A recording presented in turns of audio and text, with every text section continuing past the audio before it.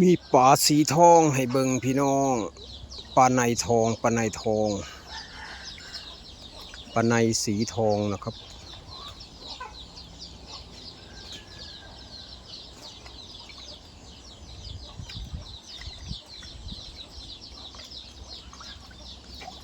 ดูดีๆจะเห็นปลาในสีทองนะครับ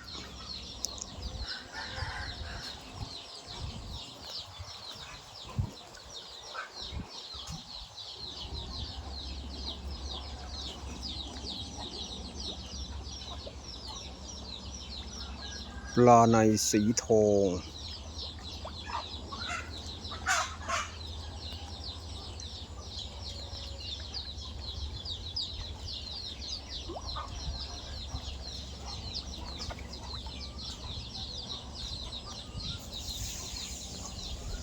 ใหญ่เติบแล้วใหญ่เติบแล้ว